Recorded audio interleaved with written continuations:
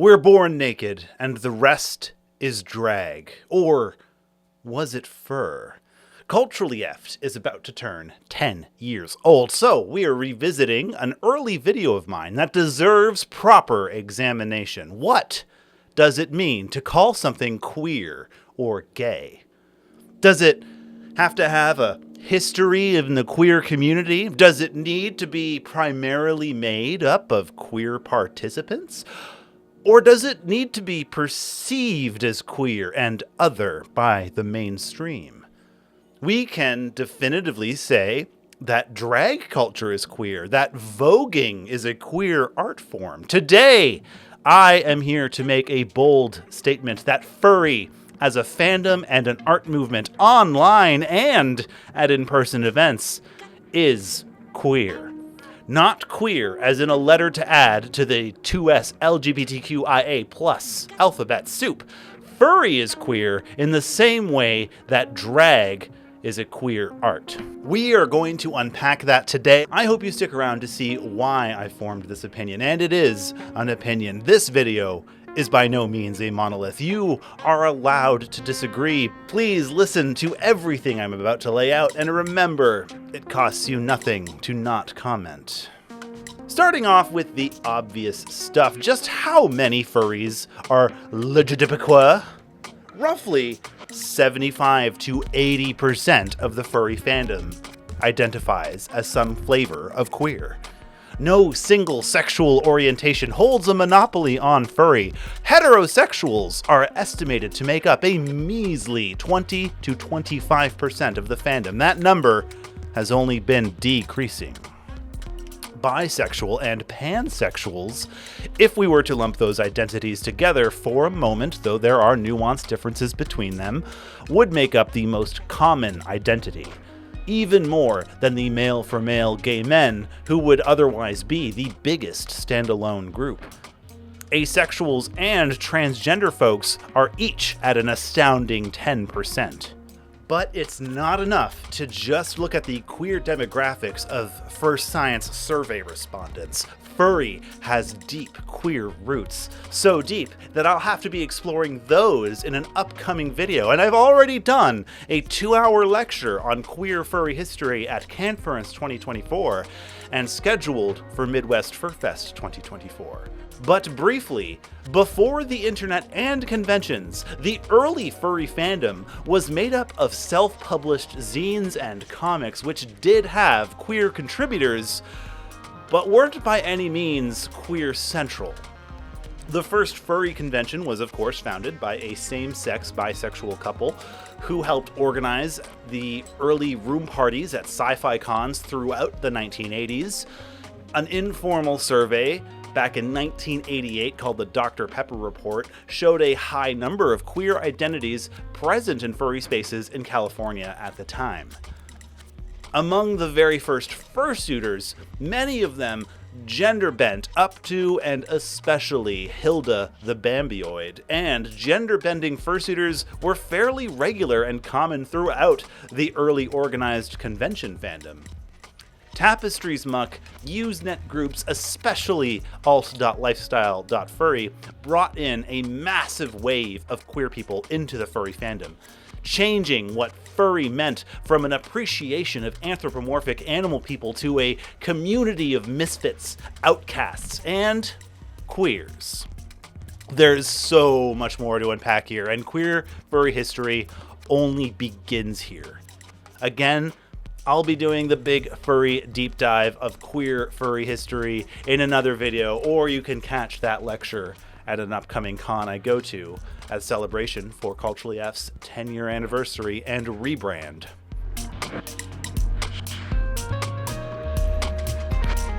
Furry is drag, honey. Furry isn't gay, as in a letter of LGBT. Furry is gay, as in drag. This is also something you've probably seen other furries talk about, but furry and drag are by no means limited to the obvious aesthetic parallels of foam hip pads and creating an outrageously loud new identity. A fursuit does all the things a drag persona does, creating an atmosphere of fun at parties and events and changing the performer's body, erasing or altering gendered expressions. You become a different character or a more exaggerated version of yourself in those social settings. Being in character with a fursuit is a performance. One does not need a stage or a talent, though there are avenues to express those, like your conventions or Fur Meets talent show, fursuit dance competition, or online in photo, video, artwork, virtual reality. Both furry and drag are also expensive as hell. Events, drinks, outfits that go on top of other outfits, special underwear, luggage, energy drinks, all to sweat your ass off and entertain a room full of people for like 20 minutes before you gotta sit down, out of breath, and dehydrated.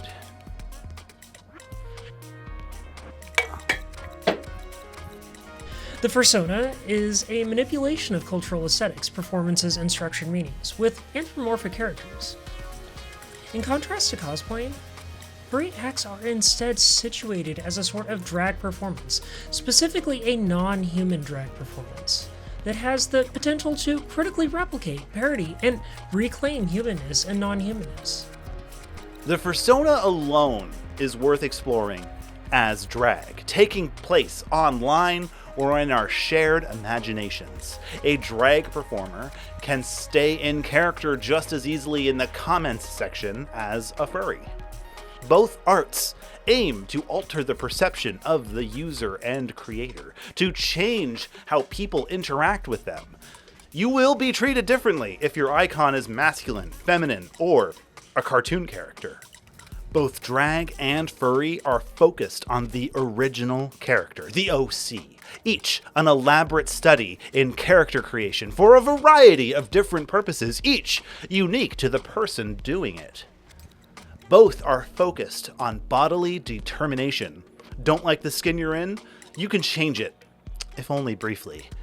We do this using makeup, fur, or just a social media icon. Using furry art, RP, or a fursuit to represent yourself erases and anonymizes you, creating a safer state to breathe some reality in the creative fantasies. You can act a little more outrageously, because you won't really interact with anyone at your 9 to 5 the next morning. Some people find that unsettling. What are you hiding under all that? It creates a brief fantasy for escapism and is inherently celebratory.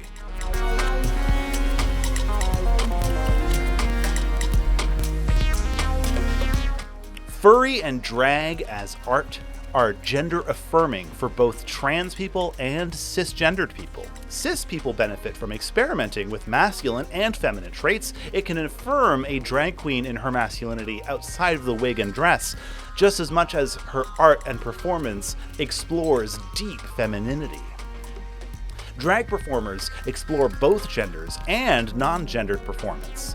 Many trans and non-binary people use furry or drag to erase or alter their gender performance. People outside of big population centers or who don't have internet access can still spontaneously play with the gender binary or create a fursona without prior knowledge of the bigger communities with established histories. Furry outside of being a fandom is an artistic act. Much in the same way drag now has a fandom all of its own, but does have deep roots in art and performance. Furry existed before fursuits and before conventions. A child playing dress-up may inadvertently explore and cross gender norms when they don opposite genders' clothes. Likewise, a child who draws themselves as a fox after watching Robin Hood is also playing with their body image. So I think the benefits of furry for trans folks is probably apparent to a lot of furries, especially if you do know trans folks or if you're a trans person yourself. There's this expectation, this cisnormativity in society where it's you're expected to fulfill a certain role, right? Oh, you look like a guy, so you must be a guy. Therefore, I expect you to act like a guy. And so being able to go into this place where, okay, I can have a fursona who I want to be. A lot of furries say that their fursonas are imbued with not only who they are right now, their current self, but also with their idealized self. And I think furries have sort of normalized this idea of, when you see the fursona, that's the person you're interacting with, right? So if my fursona is a woman, you interact and engage with me as that fursona, and that's just sort of second nature to furries. Is that's the way you want to be seen. That's the way we treat you.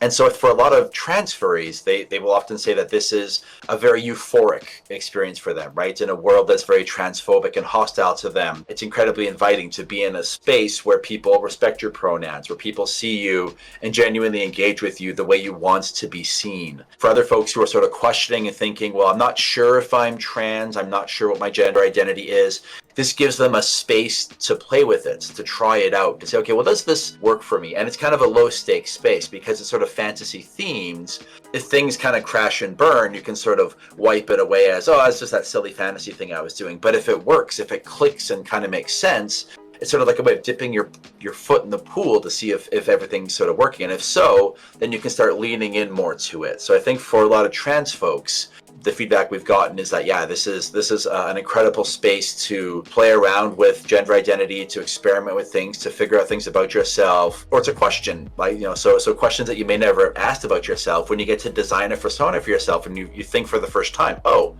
what if I could identify as a girl? What would that be like? I think a lot of people underestimate the benefits it can also have for cis folks. For cis folks, gender is something that you perform, these roles that you play out. And for example, if you're a man, there are societal expectations on what it means to be a man, right? To be a man, you're supposed to be, aggressive, you're supposed to stand your ground, you're supposed to be macho and tough, you're not supposed to cry, you're supposed to bottle those emotions up. And so there's this performative norm of what being a man is supposed to be like in society. So if you're a cis man, you're still very much constrained in how you're allowed to express or perform that gender. And I think one of the liberating aspects of the furry fandom is that you're allowed to play around with those norms, right? Again, this is a fantasy space. And so you're like, well, why can't part of my being a man be being very emotionally expressive or being very physically affectionate, right? This is a space where it's normalized for people to hug or to cuddle or be physically affectionate with one another, right? For grown men to say, oh my God, look at how adorable that fursona or that fursuit is. And so I think even for cis people, gender norms are much more malleable and flexible and broad in the furry fandom. So I think they also benefit from the idea of being able to relax these societal expectations on how you're supposed to perform your gender. So for any guy who's felt like, I don't feel like much of a guy because I'm kind of timid and sensitive and emotionally expressive, which is not what I'm supposed to be as a guy, the fandom can provide kind of a safe harbor for you to be that and to not feel like you're an exception as a guy, or that you're not performing being a man correctly. So I think that they benefit tremendously from that as well.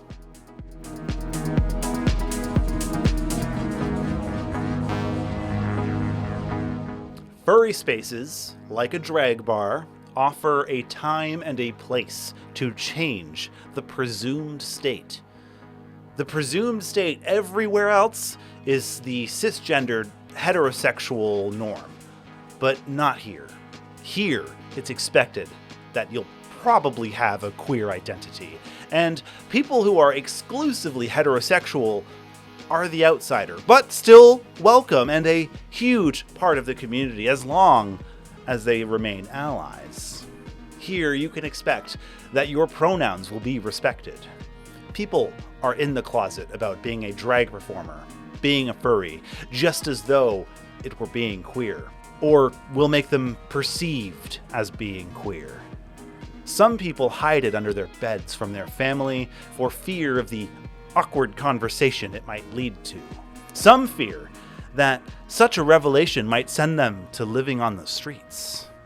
Some worry what their bosses would think if they knew what they were up to last weekend.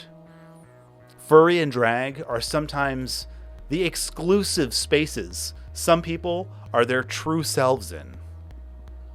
As a self-making practice, The act of creating a fursona is also often a creatively cooperative process that includes immaterially visualizing and then materially manifesting a furry character. These deeply personal world-making acts establish furry counterpublics, or furry spaces, furry communities, furry events, furry relationships, and other furry social formations that make alternative ways of being, becoming and belonging through non-human animal figures possible. A failure to align with an essential identity is not a failure to perform identity correctly.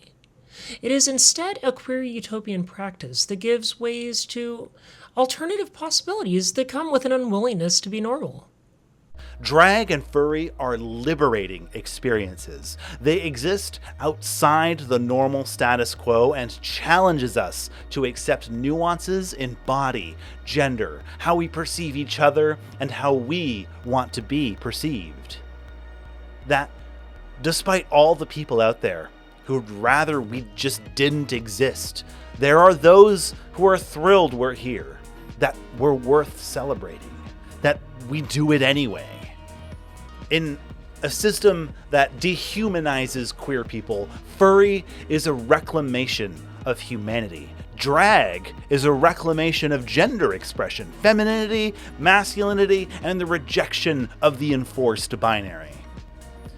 Fursonas amplify our very human attributes, the parts of us we want to grow, exaggerate, and present outward to understanding people.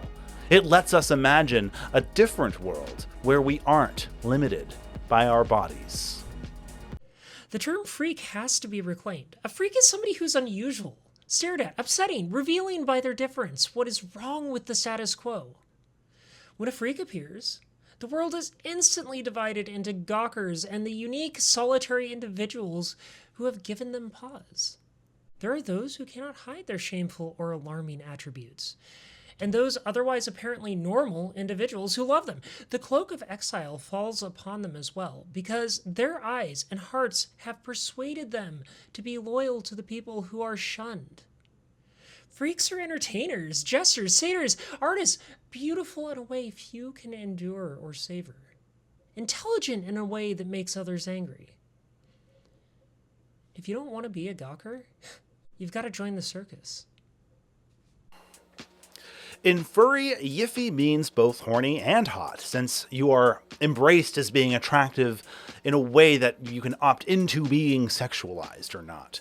Even if the word isn't used, the concept remains. If you post a toony pic of your fursona, or of you acting cute in fursuit, furries will comment on how cute you are. If you post a titillating pic of the same character, or of you giving the camera a saucy look in the same fursuit, they will comment on about how sexy you are. Among furries, being sexualized is a switch you can intentionally turn on and off. In effect, furries only tell you you're hot or flirt with you in times and places you consent. Usually, hopefully, not always. Let's be real. Sometimes it's not welcome. Likewise, drag performers who are performing or dressing salaciously are doing so to attract that attention on their terms. To be sexualized is not the same thing as being sexual. Fantasies are not wishes. So, even the weird stuff we sometimes see in furry art does not indicate the commissioner or artist actually wants that to happen. Example, turning into a werewolf or a toon. Likewise, drag artists are not all trans, though some are. They are using the tools of drag arts to play with gender and defy social norms. Instead, it meets a need and/or liberates the person to what they really want. But society won't allow. Example, enjoying primal instincts, being silly, or just not getting harassed for presenting as female.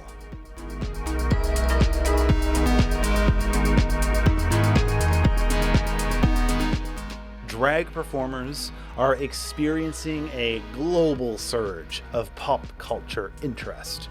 Even 10 to 15 years ago, it would be rather unusual for a brand to accept a drag performer as a brand ambassador, or for that matter, a drag queen inspired makeup line.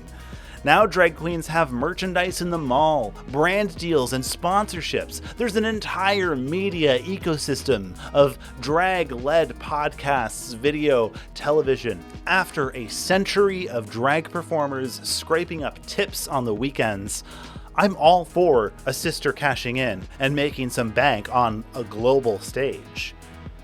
Drag now has its own fandom, but we're not really here to compare the drag fandom with the furry fandom. We are comparing the act of drag and the drag arts with furry acts of performance and creation. Is capitalism making space for freaks because it's profitable?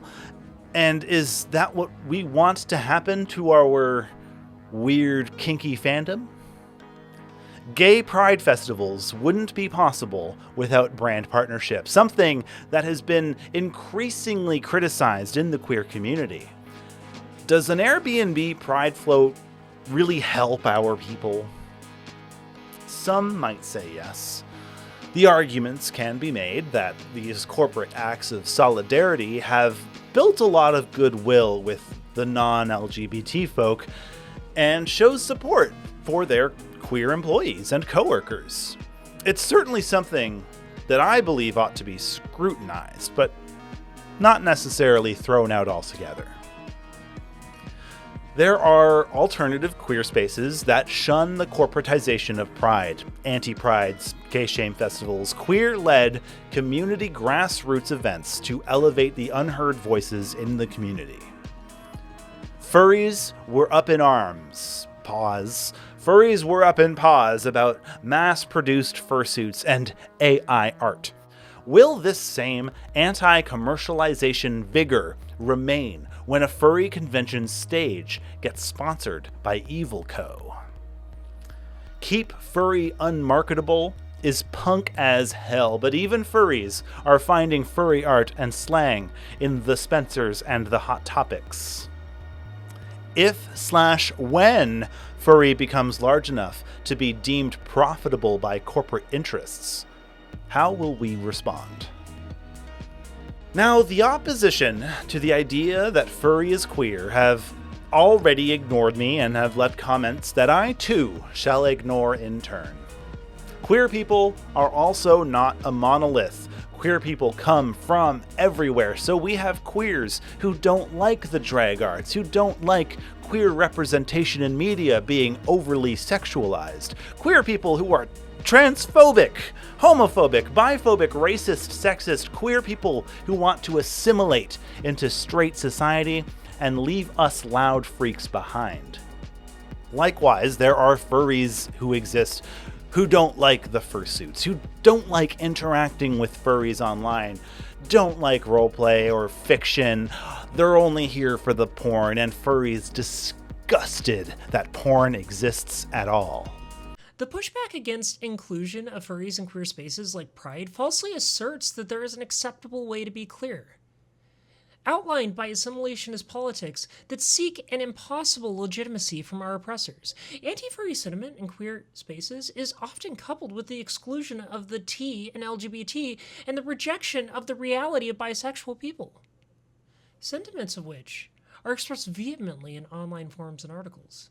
Because the fandom offers furries a safe haven for expression and community in the same way that the broader queer community claims to do, it is hypocritical for queer people to perpetuate assimilationist violence against furries. The same is true in reverse, as a tiny handful of furries reject queer expression and identities in an attempt to appeal to a straw man capable of granting furries mainstream approval. Pushback that falsely asserts that there is an acceptable way to be a furry, and that if we could just clean up the fandom, then certain other opinions about queer people and minorities can take hold once again as a norm within the community. Haters, phobes, they know they're the minority, and they benefit when our groups get too critical of ourselves. They win when we do things like police neoprene pup hoods or criticize kink at Pride, or assume drag performers are predators. When we kick out the freaks, we're left with the sex-shaming homophobes, and no one wants to be at that party. Furries are lumped in as queer when we are targeted with harassment. Whether or not you agree with me that furry is queer, it is queer enough to be perceived as and attacked for how friendly we are to 2S LGBTQ+ identities. How open and unashamed we are of our queer identities.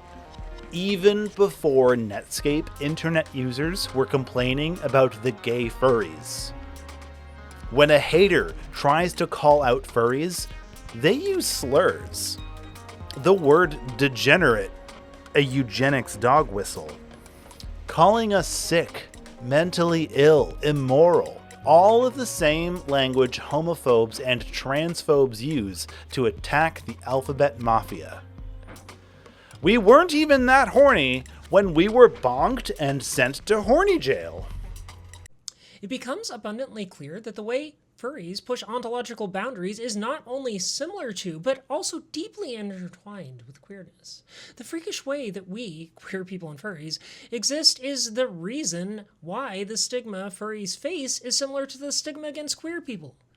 Furries, like queer people, push our understanding of what it means to be outside of white, capitalist, heteropatriarchal, colonial, so-called normal human ways of being.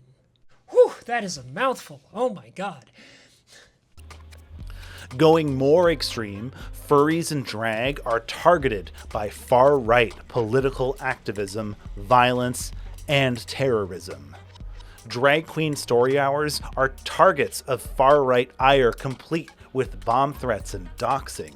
Proposals like don't say gay and drag bans, limitations on expressions of queerness mirror anti-furry protests in Utah. Milo trying to drum up a group of Proud Boys to harass furries. And of course, the manufactured moral panic that is litterboxes in schools. Furries get just as many bomb threats as trans care providing children's hospitals and libraries with queer programming.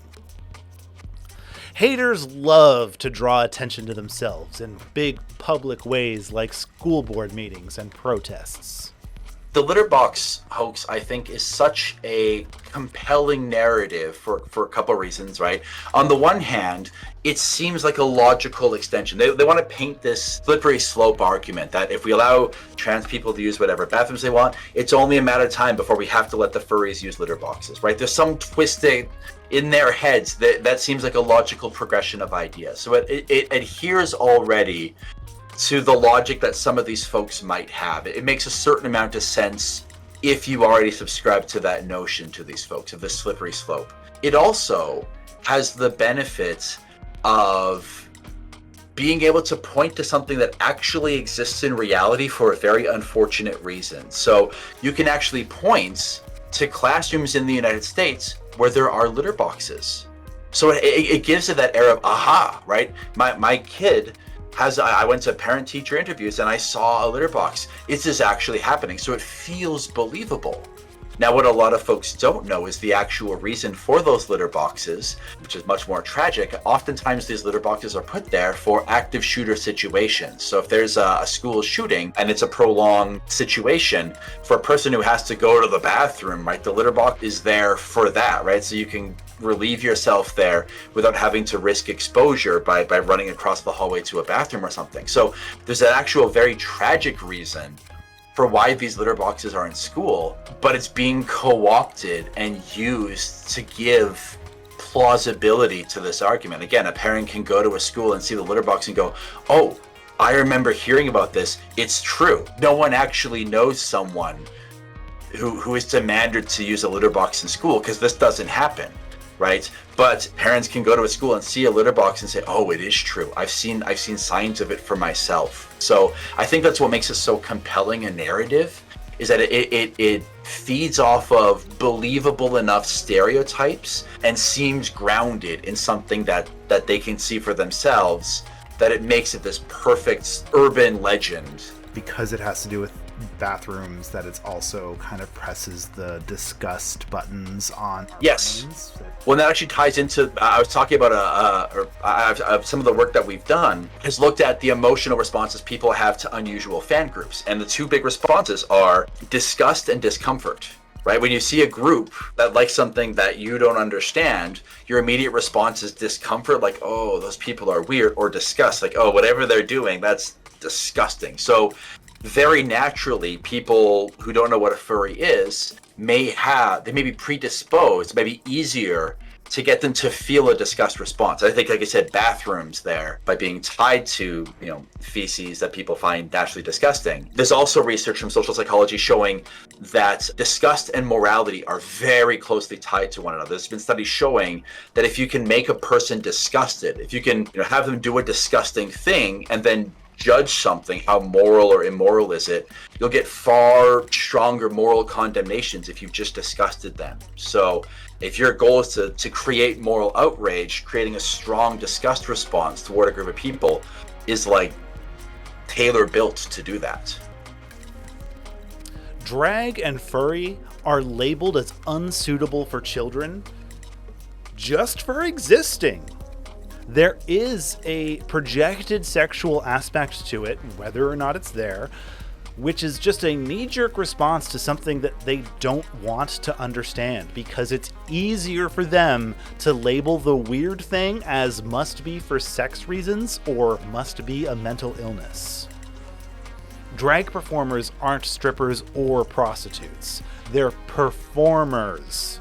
And furries aren't identifying as animals to shit in a box. We're just nerds, being creative. A drag performer isn't inherently sexual, but you bet that they can burlesque or strip if the occasion calls for it, when it's appropriate for the time, place, and audience. No amount of sterilization will be enough. The only level of acceptability these people are seeking is us not existing at all. You cannot take sex out of furry any more than you could out of anime, or advertising, or your local library. Who does this framework leave out? I can hear you, cis-het furries, and you are valid. Are cisgendered, heterosexual, white, possibly Christian men excluded from this definition of furry as queer expression? Given that only about 20 to 25% of furries self-identify as exclusively or predominantly heterosexual, it may be possible that they construe themselves as a minority within the furry fandom. Anecdotal evidence suggests that some heterosexual furries may feel stigmatized or ostracized within the furry fandom as a result of this minority status. Alternatively, it may also be the case that members of other traditional minority sexual orientations, example, gay, lesbian, bisexual, queer persons, may nevertheless also feel stigmatized within the fandom, because they too constitute minorities within the fandom. There are cis-het drag performers out there too. There are cis-het people at the drag bars, allies, friends, family, whole bachelorette parties. All there to celebrate, patronize a queer bar, and tip the performers. That bachelorette party is welcomed, as long as they're respectful, and remember that it's a queer space they're in. To the outside hater, a straight furry is just as inhuman as a queer furry. Heteronormative furries must acknowledge furrydom's queerness and come out in defense of their queer furry family in all settings. They must understand that they are not immune from persecution as long as they maintain a furry identity. A cis-het religious guy can be in furry. He just can't also be a fascist. The good news is that most of the cis-hetero furries that Fur Science has surveyed are overwhelmingly allies. What is the role of our hetero furry allies? Cis-het furries are taking part in our utopic world building of a more inclusive future. Furry is a medium to which we all explore alternative possibilities. To wrap up, I have avoided using the terms transhuman and posthuman. These concepts can unintentionally strip humanity away, and I believe acts of furry and drag are celebrating what it means to be human. To explore our bodies and gender expression on our own terms, and to celebrate one another for exaggerating our best aspects and shaping how we want to be perceived. Wrestling is also drag. So is furry also wrestling, or is it like a three-circle Venn? Drag and wrestling are intrinsically performative, while not always needing a stage. Drag artists can simply host and exist in a queer space. Wrestlers have kayfabe, which maintains their personas outside the ring. The dramas they pantomime out are influenced by how the character acts outside of staged events, including social media. Of course, all of these colorful characters can continue in online spaces. This might be worth exploring more fully in a future video. We'll see. Is this queerness in furry limited to the English-speaking West, where fur science is able to collect data? While fur science's reach is limited, they do see similar trends and demographics, though it is informed by culture and politics. In places where it's dangerous or illegal to be openly queer, you probably won't even risk outing yourself or your friend group in filling out an anonymous survey. While I'm privileged to live in a country with legal protections, most of the world's governments are still openly hostile to queer identities. In places with extreme legal violence, furry can be the safe space for queer people to find and support one another. Furries are queer. Queer as we understand queer. To be non-cisgendered, non-heterosexual. And queer as we ought to understand it. United in our existence on the margins of society, deemed subhuman, primal, morally reprehensible, worthy of institutionalization, worthy of being fagged. We, queers and furries, necessarily and freakishly exist outside of human. The goal for the larger furry sphere should not be to change our community in such a way that society finds acceptable. It should be to shape society to make room for something as freaky and artistic as drag or furries. Younger generations coming up are queerer than ever before. One might even say that they're catching up to furries in their queerness. The thing furries hate to hear is how unremarkable we really are. Sure, we're a little more colorful, can't sit in chairs like normal, our wrists slightly limp, but we're really similar in so many ways to other communities, and furries need to be seeking solidarity with queer spaces and nerd spaces alike. Remember, tip your drag performers generously. I have been your culturally effed host, Arrkay, on what is soon to be the Furry Film Bureau. Special thanks to Nuka from Fur Science for sitting down to record an interview with me. Thanks for Hazel for sending me a copy of her paper, Furry Acts as Non-Human Drag, and to Juniper and Alyssa Brink for reviewing this script. Tempe-Okun also has his paw prints all around here. You can find a link to his books in the description. Further references can also be found in the description. And of course, a massive thank you to our sponsors on Patreon. Culturally Effed and Furry Film Bureau are not possible without our support on Patreon. Support us today at www.patreon.com/culturallyeffed. I'll probably be updating that URL soon, but hopefully we can get it to redirect. Support us today to see every video we post early. Again, I have been Arrkay. Hydrate or die straight.